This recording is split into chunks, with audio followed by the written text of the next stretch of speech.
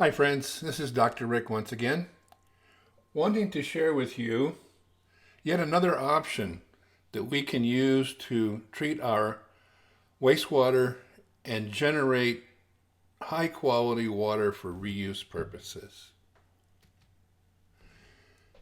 Small communities can use these membrane bioreactors. Neighborhoods can use them and do so in a very aesthetic way. Businesses and schools can use them, especially when they're remote from a regional wastewater treatment plant.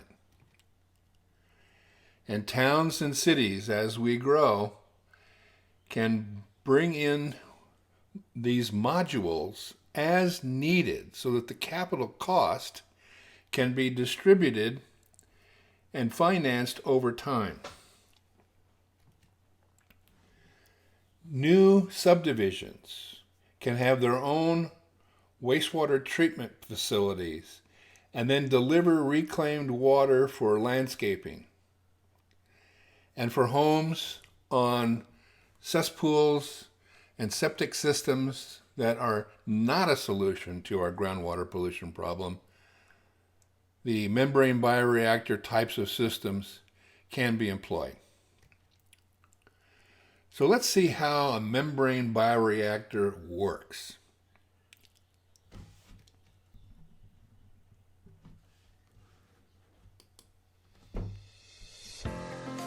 Membrane Bioreactor, MBR.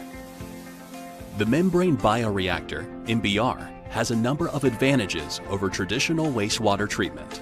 In the conventional activated sludge treatment method, sludge is separated into solids and liquid in a settling tank. This is called clarification. The innovative MBR technology combines activated sludge treatment with solid liquid separation by means of microporous membranes, in place of the traditional separation by secondary clarification. The MBR modules can be put in a separated tank after the oxidation tank. This configuration is called standard system.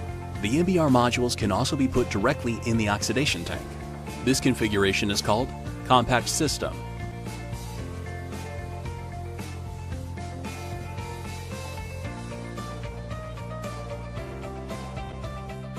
The MBR process delivers a highly treated effluent suitable for non-potable reuse applications.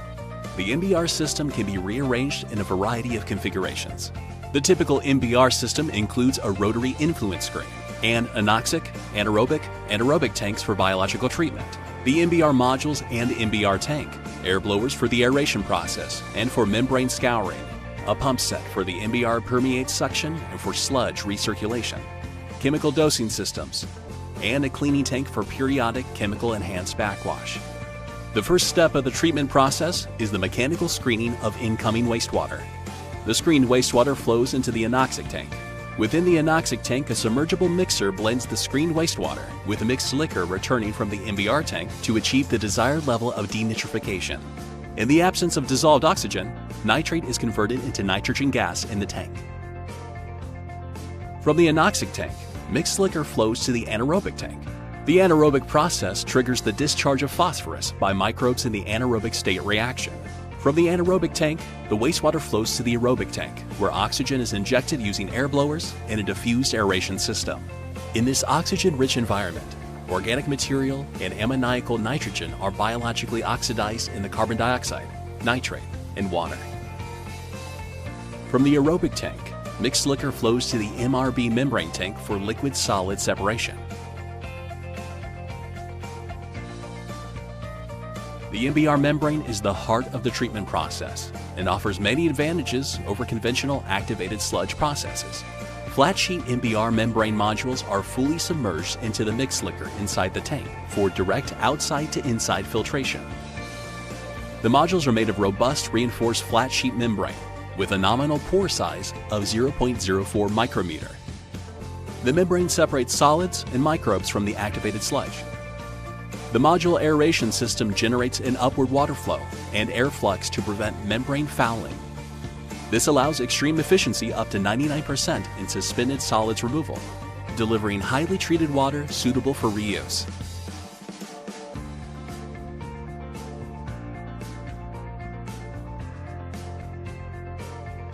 MBR technology offers a number of key advantages over conventional wastewater treatment plants. By eliminating the need for secondary clarifiers and tertiary treatment, a smaller footprint is possible. Higher strength effluents can also be treated. MBR membrane technology produced an improved water quality in the treated water versus conventional activated sludge treatment systems. This not only helps ensure that specific effluent discharge limits are met, but also gives the customer the potential to reuse the water. In addition to standard installations, MBR systems are available in a wide range of configurations designed to meet your specific needs, such as containerized solutions for remote sites or retrofit systems to enhance the performance of existing treatment plants. Membrane bioreactor systems offer the latest technological solution to meet your wastewater and water reuse needs.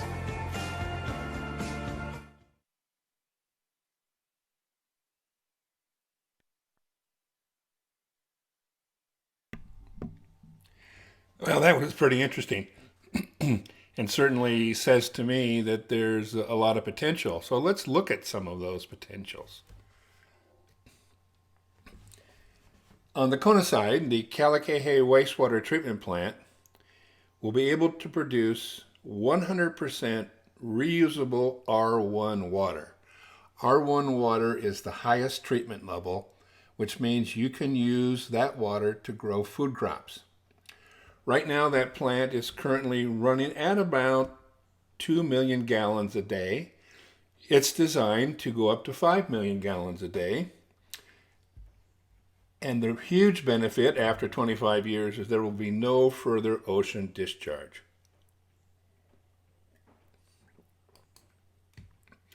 Down in Naʻalehu, 100% reusable R1 water is also a possibility. And we'll be able to irrigate things like coffee, tea, mac nuts, and even ulu. There is no need for treatment ponds.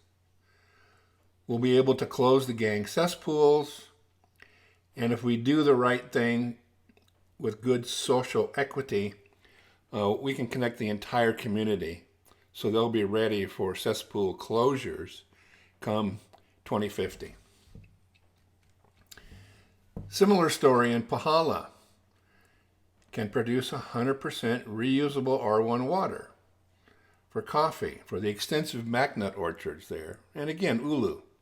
There'll be no treatment ponds. We'll be able to close the gang cesspools and be able to connect the entire community well in advance of the 2050 cesspool closure deadline.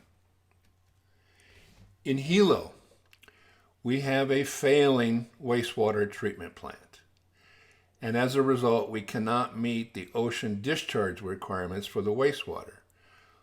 With the MBR system, we'll be able to meet those discharge requirements. We can connect the community, especially the local community. We can close cesspits. And ultimately, we will improve the water quality in Hilo Bay. Up in Honoka'a, there are underground injection wells. Most people may not be aware of this. Those wells inject down to the groundwater, which is only a matter of a few hundred feet from the ocean.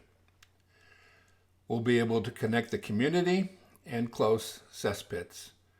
And once again, agricultural reuse is a good potential.